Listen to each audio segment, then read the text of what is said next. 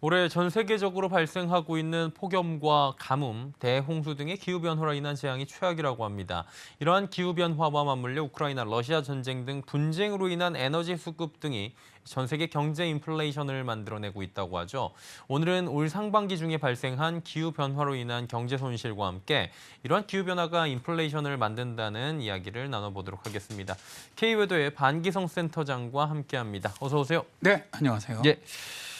사실 오늘도 태풍의 피해가 없기를 저희가 바라야 하는 수밖에 없을 정도로 강력한 태풍이 몰려오고 있긴 한데 상반기만 봐도 지구촌의 경제 손실이 엄청났죠?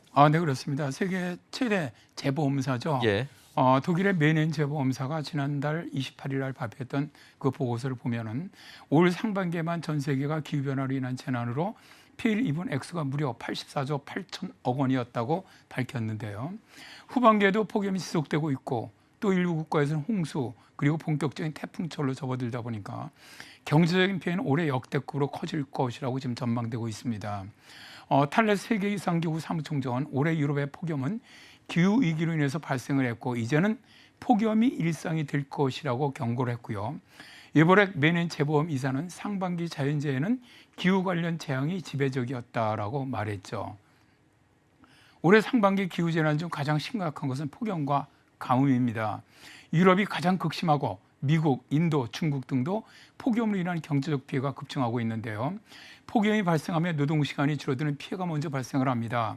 국제노동기구는 2019년 보고서에서 2030년까지 폭염으로 전 세계 총 노동시간이 2.2%, 세계 국내 총생산이 2조 4천억 달러 정도 각각 감소할 것으로 추정하기도 했는데요. 이 정도 생산성 감소는 정규직 일자리 8천만 개를 잃는 것과 비슷하다라고 국제노동기구는 주장하고 있습니다. 세계경제포럼의 연구에서도 올여름 폭염을 겪는 미국의 경우 기온이 평년보다 훨씬 1도 높을 때 연 경제 성장률이 최대 0.25%포인트 하락할 것으로 전망하기도 했죠. 예. 미국은 지금 인플레이션이 굉장히 심각하거든요. 그러다 보니까 빅스텝, 자이언트 스텝, 금리 인상하고 있습니다. 근데 이제 인플레이션의 원인 중에 하나가 기후 변화다라는 주장도 있는데 맞습니까? 네, 그렇습니다. 올해 6월 11일이었죠. 더 가디언즈에서 실었던 그 기사를 보니까 예. 기후 위기가 경제에 타격을 주고 있고 인플레이션을 주도한다라는 책을 소개하고 있는데요. 예. 전 백악관 기자이자 환경기업 이사인 밥 키프는 그에 져서 기후 경제학에서 기후 위기가 경제에 큰 피해를 주고 인플레이션을 주도한다라고 말했는데요.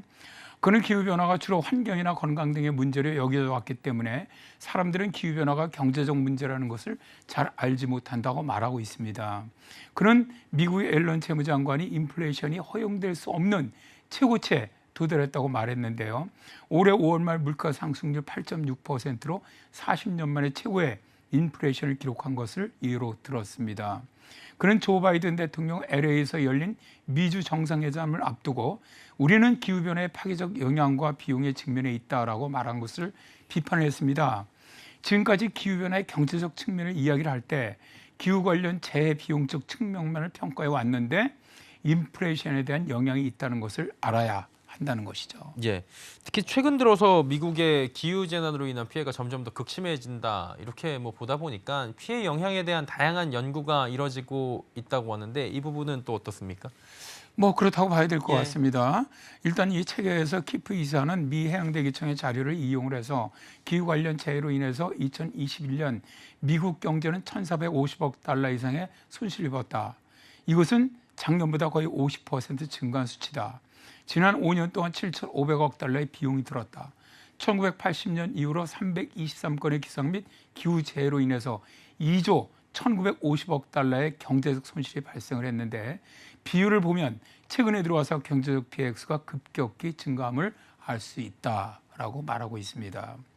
2021년에 재보험회사의 스위스 1위는 기후 재난으로 인한 미국 경제가 2050년까지 GDP의 10%를 이룰 수 있다는 보고서를 발표를 했었고요.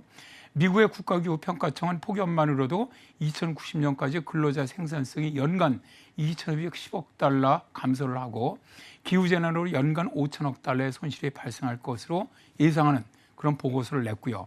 2021년 7월에 환경연구회보에 실린 연구에서도 1991년부터 2017년까지 미국 작물보험 프로그램이 적용한 손실 중에서 장기간 온난화로 인한 피해가 270억 달러가 됐습니다.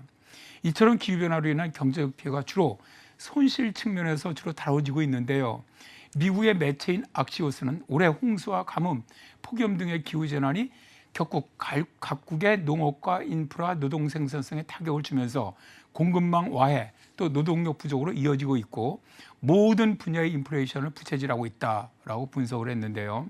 올여름 중국에서는 최악의 폭염으로 전력난이 심화하면서 반도체 공장 등의 가동이 잠정 중단됐고 유럽에서는 가뭄으로 목초지가 메마르면서 유제품 혹은 육류 가격이 치솟으면서 인플레이션을 만들었다는 것이죠. 키프이사는 기후변화에 따른 경제적 비용은 기상재해라든가 원자재 비용 모두이며 이런 경제적 비용이 우리 경제에 막대한 피해를 입히고 있고 또 인플레이션의 원인이라는 것을 아는 것이 매우 중요하다라고 말하고 있습니다. 예, 오늘은 기후변화로 인한 경제적 손실에 대해서 짚어봤습니다. K웨더의 반기성 센터장과 함께했습니다. 고맙습니다. 네, 감사합니다.